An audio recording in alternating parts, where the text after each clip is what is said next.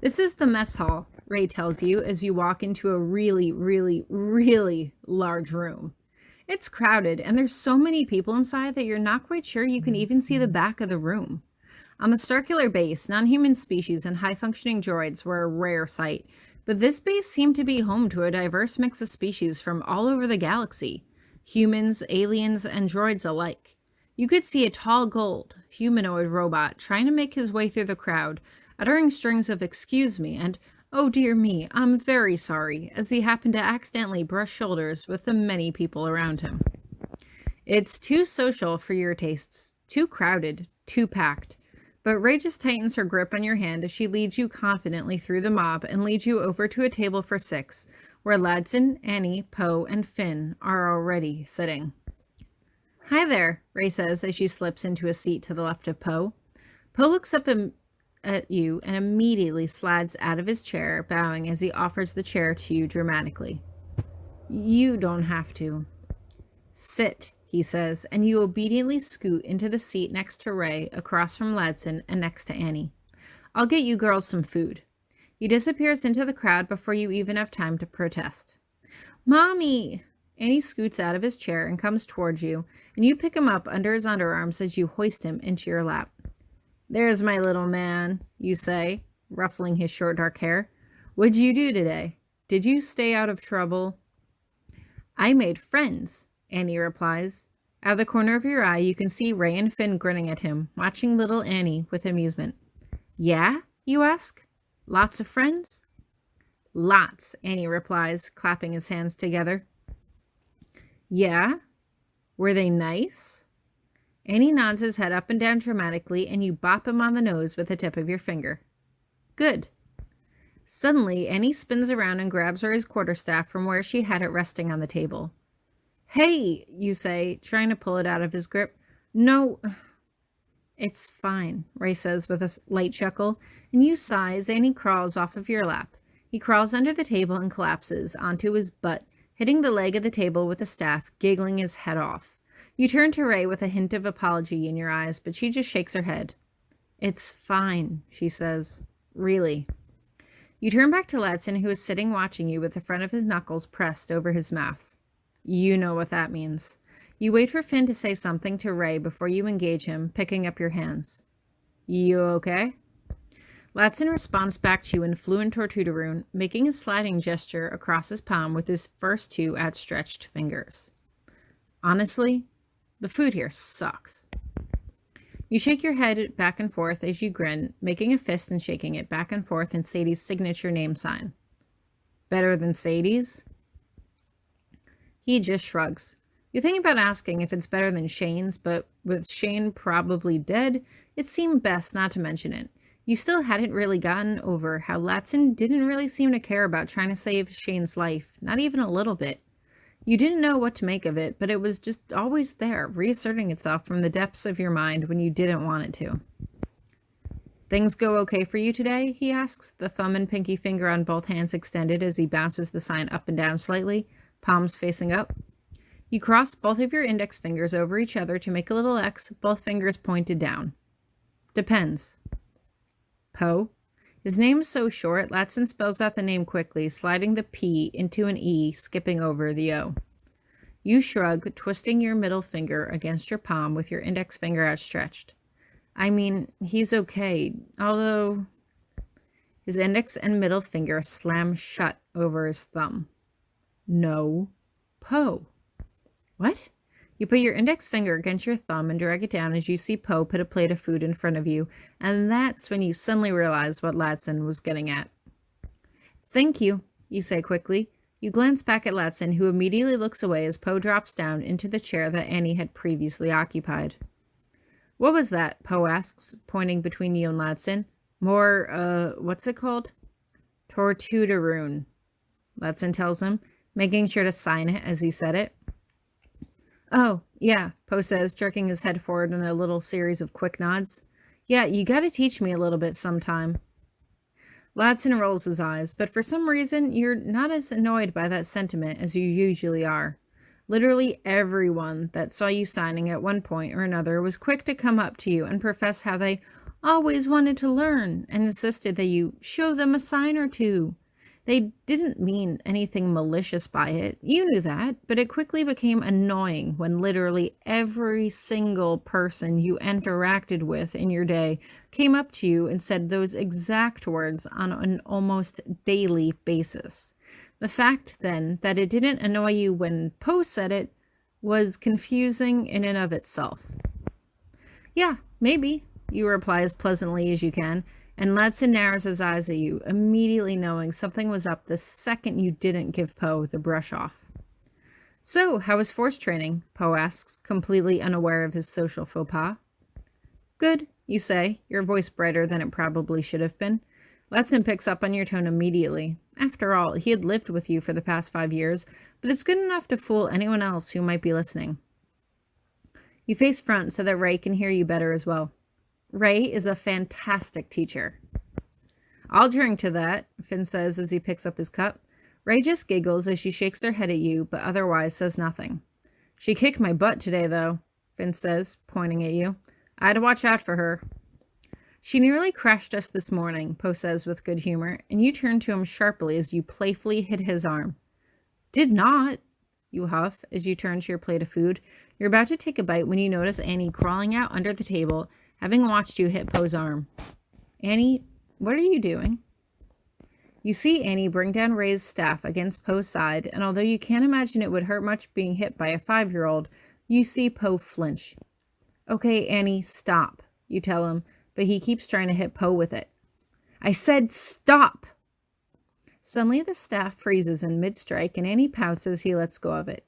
You hadn't even realized that your hand was suddenly slightly outstretched in front of you, palm open. The staff hovers in the air for a moment, held in place by the power of the Force, before you float it back into your open palm. You can't help but catch the expression on Poe's face, but you avoid his eyes as you close your fingers around the staff and hand it back to Ray. Better hold on to this. Ray just nods quickly as Annie crawls into Ladson's lap, upset but not crying. I should take him back, Ladson says quickly, standing up and hoisting Annie onto his shoulder. Good idea, you say, pushing back your chair to stand up as well. I'll go. You stay and eat, Ladson says sharply, and you scooch back into the table and stare down at your plate as he walks off. An uncomfortable silence has worked its way into the air, and you push your food around your plate with your fork, unable to bring yourself to eat. You remembered when you had sat and ate with Ladson and Shane and Sadie and B and C back on the Starkiller base, when you all had dinner together. Ladson may not have liked Shane, but he at least made sure there was never an awkward silence, always filling in the spaces of conversation with useless bits of trivia or knowledge that he had picked up on one of his assignments. You were never really talkative in groups, preferring to reserve your usual snarky self for one-on-one conversations, but you didn't like silence, especially awkward silence, around people you barely knew.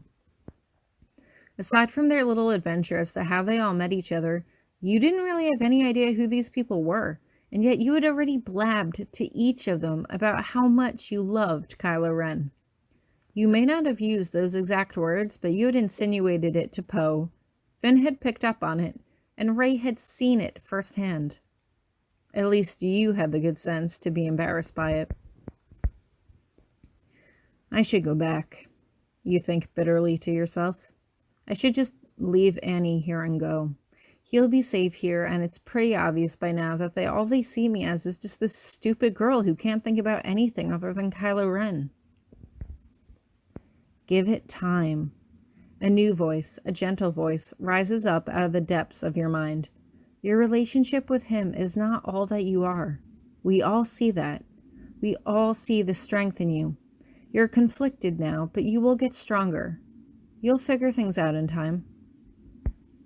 You cast a side glance at Ray, and she smiles knowingly at you. You return it quickly before turning back to your own food and picking up your fork, taking a tentative bite.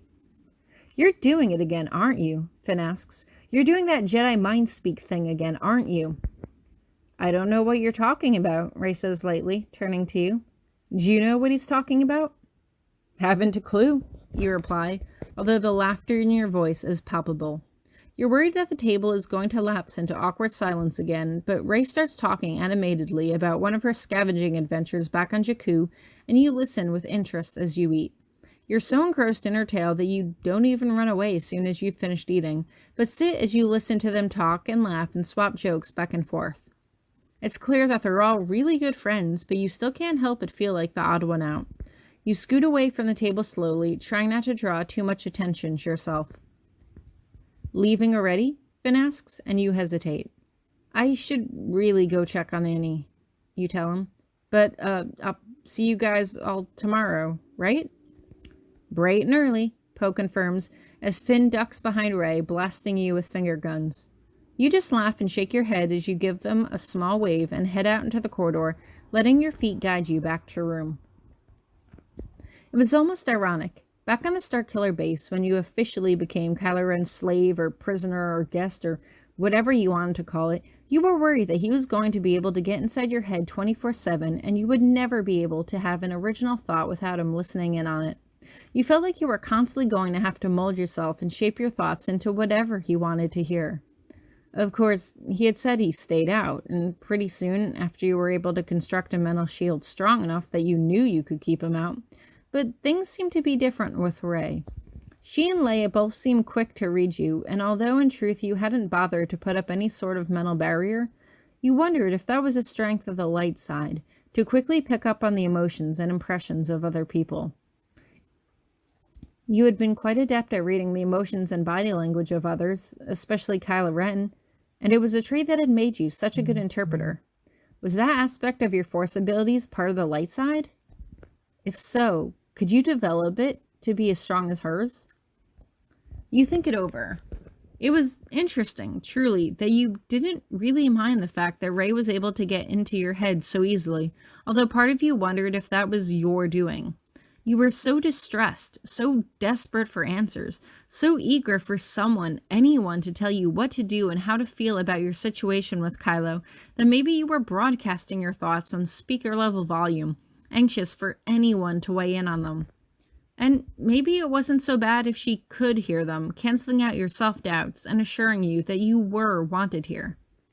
You needed some kind of assurance from someone, from anyone, but especially from Rey. You had been able to get inside her head and you could sense her just as you had once been able to sense Kylo, and you sensed no maliciousness towards you from her. Then again, you hadn't really sensed any from Kylo, and you let out a sigh as the mental circle completed itself. Somehow or another, your thoughts always ran straight back to him.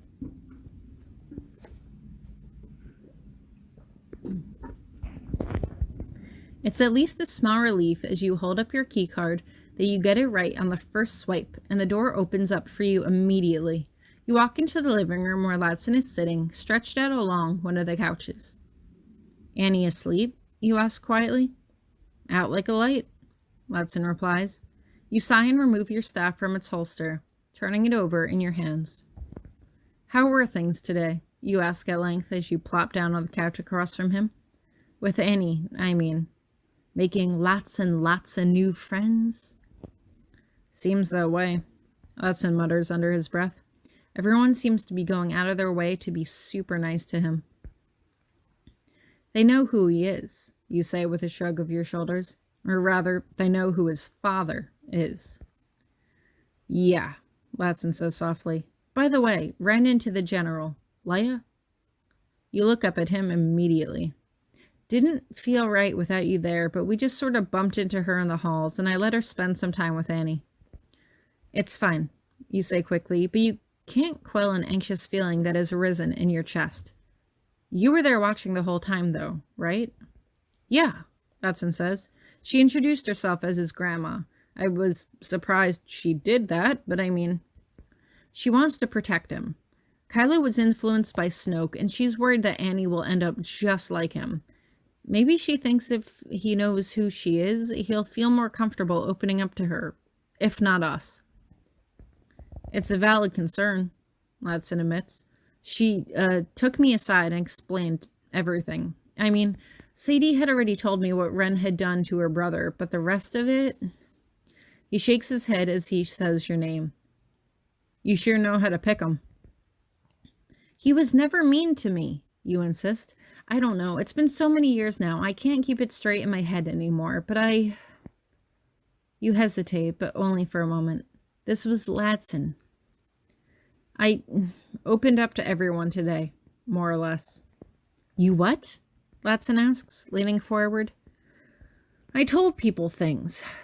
I told Poe that it wasn't so bad there. Finn guessed that I sort of had feelings for him, and Rey... You shrug your shoulders. We mind-tapped each other. I let her see what happened on the Starkiller base, and she let me see what he did to her. He pauses, looking you over. From what Leia told me, it sounded... bad, you ask, and you can feel Rey's fear in your veins again, as if it was your own. You were hoping that it was only a brief side effect, and that you wouldn't feel like this for much longer. It was terrible, worse than terrible. It was traumatic and frightening and scary, and... You shake your head. If I didn't see it myself, I'm not sure I would have believed that it was Kylo doing it. People change, Ladson says simply. But did he change, you demand? He killed all of the other Jedi students years before I even met him. He was always capable of doing bad things, and yet somehow that never felt real to me. Like, I never felt that he could really do those things. He messed with your head, Ladson shrugs. Like they messed with mine. It's not... But I don't think he did. If it was really just mind control or something, shouldn't it have just worn off by now? I haven't seen him in years. I shouldn't still be this in love with him unless it was something I really felt. Are you really in love with him? Ladson asks. Still? After everything? Would you think less of me if I told you that I still kind of want to be? I think there's something really wrong with me, lad. I can't stop thinking about what he did to her, and yet I keep wanting to hear his side, like there's some sort of justification for it. Because it's war? Ladson asks. Because that's what happens in wars. People fight, people get hurt, people die. You know I always used to think that. But is it weird that... I don't know. I don't really think that anymore. I don't know. You sink your face into both hands. I don't know. I don't know what to think anymore. I don't know. Things are just really messed up right now. We've been here 2 days, Ladson reminds you. Not even. You've barely eaten. You've barely slept, and you're stressed out. But it's been years, you remind him. Kylo hasn't come back for me in years. I don't know, part of me wants to just move on, forget he ever existed, but Annie is right there, and he's going to be getting old enough to put the pieces together soon. Why his dad's not around, why he never came back for him, and if he really does begin to develop his Force powers on his own, he's going to be able to read me and sense why Kylo really never came back. He's going to learn about the awful things he's done through me, and I don't know how to explain any of that to him. He's going to find out eventually, Ladson says firmly. We'll tell him when we think he's ready, and if he finds out before then we'll sit him down and explain it to him then. He's going to grow up. You can't keep it from him forever. I guess. Honestly, I wish Kylo had just come back for us, that he would have just given up on the First Order and just taken me and Annie and run off to some faraway planet and stayed there until this whole war blew over. That sounds like wishful thinking, Ladson says. It also sounds a lot like the crap that Sadie loves to read. You laugh quietly to yourself. I don't know, it's weird. On one hand, I wish she was here, but on the other hand, I'm glad she's not, because I know if she found out the rest of the sick stuff that Kylo's done, she would tell me that I'm not allowed to even think about him ever again. Because she cares, Ladson says. Because she doesn't want to see you get hurt. A little late for that? I don't know. I can't help just think about how stupid this whole thing is. Like, when did I become the sort of person that would just wait around years for a guy? Why am I obsessing over whether or not I love Kylo so much anyway?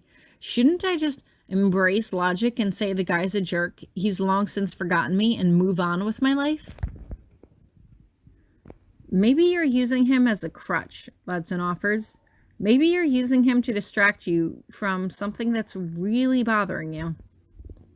Possible, you mutter under your breath, although you don't know what sort of dark truth you're trying to keep from yourself. Or, Ledson offers, maybe it is this Force thing. You said you were bonded with him through the Force, right? Maybe those bonds don't break. Maybe they don't go away. Maybe you really are bound to him, like, forever. Oh, that's fantastic, you murmur. I'm eternally bound to a psychotic murderer who tortured and tried to kill my 3 new best pals. New best pals? Ledson asks, raising an eyebrow. They're helping to train me, you say with a shrug. They're making me stronger, making me more self-reliant. But you don't think that's odd? Ledson asks. I know Leia wants you to be able to better protect Annie, but how can you do that when you're busy all day training? I mean, granted, I can protect him myself, but you don't think she's maybe training you for something else? It's possible, you tell him, fidgeting with your lower lip. I don't know. Rey said something to me about destiny. I've never really thought about it, but maybe the reason I'm still so torn up over Kylo is because I'm not quite done with him yet. Maybe I still have a part to play in all of this. Maybe, as much as I want to stay out of this war, maybe I'm a part of it, whether I like it or not, and I just have to accept that. Destiny? Ledson asks, shaking his head. Okay, that's when I know that you've been up for far too long. Go to bed, get some sleep. I don't want to hear from Poe that you've almost crashed his ship again. I did not, you huff moodily, but Ledson's already stood up. You press yourself into him in a quick hug before you pull away. Just get some sleep, he says. We can go back to sparring at nights if you want. We can move these couches aside to get some space, and I'm sure Annie will love it. It'll be just like old times.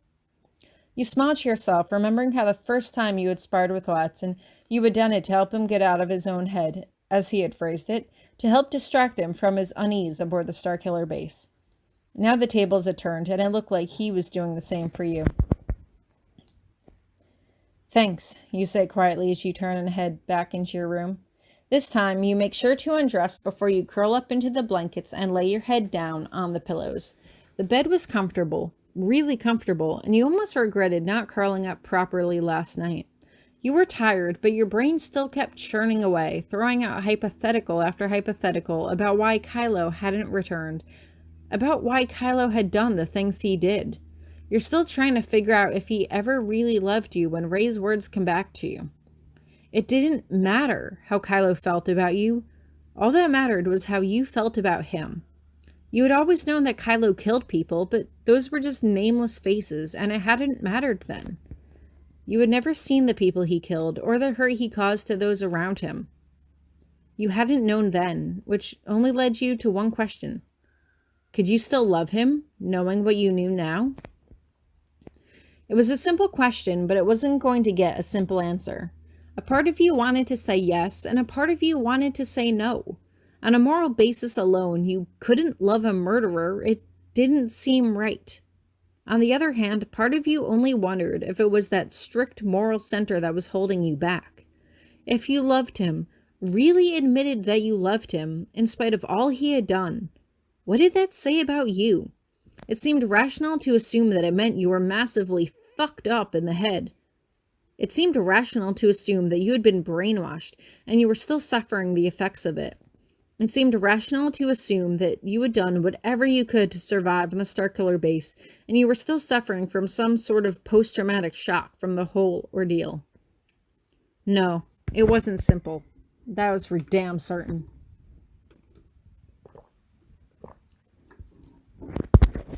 Regardless, you fall asleep quickly. In fact, you were asleep faster than you usually were. As soon as you closed your eyes and your head settled into the pillows, a dream started playing in your mind. You were still in bed, a big, warm, comfortable bed, but this was a little different. As you sat up, you realized that you were in a room that looked extremely familiar, and yet you still had trouble placing it. The walls were all white, pristine, and clean, and they all seemed to glow, as if illuminated by rays of natural sunlight, even though you couldn't see any windows. Your eyelids fluttered as you felt a feather-light touch run down the bare skin of your arm, and as you rolled over, you came face to face with Kylo for the first time in years. He looked the same as he always had when you rolled over in bed beside him, with no visible scar on his face or anything. No, it was just him. His dark hair, his dark eyes, his full lips parted slightly as he whispers your name. Kylo. The word comes out in a breathless whisper, as if you can't believe he's really here, right in front of you. He reaches up and strokes your cheek with the backs of his knuckles, and you shudder under his touch. You can feel him. You can really feel the warmth of his hand against your tender skin. He tilts his head to the side, appraising you, but when he speaks, his voice is sad. You doubt me. Your eyes fly open as you stare at him. No, You shake your head. No, I don't doubt you. I'm just confused. I miss you. He just gazes at you sadly as he continues stroking your face, and you can feel your heart breaking in your chest. You've been gone for years, Kylo. Why didn't you come back? He doesn't answer, just fixes you with his stern gaze. Do you trust me? Yes, you say hesitantly, although you're not sure why you hesitated. This was Kylo. He was back, finally. In your heart of hearts, this was what you really wanted. Right? He just shakes his head sadly, his long hair bouncing slightly. You doubt me. I don't, you tell him firmly. I don't, Kylo. I love you. I would do anything for you. He looks back up at you, a smirk tugging at the corners of his lips. We'll see. He pushes his lips against yours, his bottom lip gently brushing against your lower lip, and you can feel desire starting to flood your veins as you reach up and kiss him, wrapping your arms around his neck to pull him closer to you. You gasp into his mouth as you can feel his large hands running against your sides, warming your cool skin with his touch. You let your hands tangle in his dark locks, and it was like kissing him all over again, like nothing had changed, like he had never left. You wrap your legs around his, and you're just about to tell him that you want to lose yourself in him completely when you can feel him pull away. Suddenly, your eyes dart open and you sit straight up, your fingers fumbling on the bed on either side of you for any trace of warmth, any sign that he was there. But the blanket is cool to the touch, and the only sign that he had ever been there was a sticky sense of wetness that you could feel between your thighs. You let out a deep breath and brush your hair out of your face, eyes sweeping the expanse of the room. You had had plenty of dreams about Kylo, sure, but never a dream as vivid or real as that. So, what was it then? Had that really been just a dream? Or was that some sort of vision? Was that something through the Force? Was Kylo trying to reach out to you? After all this time? What could that mean? You sigh and shake your head, covering your face with both hands. No, nothing about this was simple, and that was for damn certain.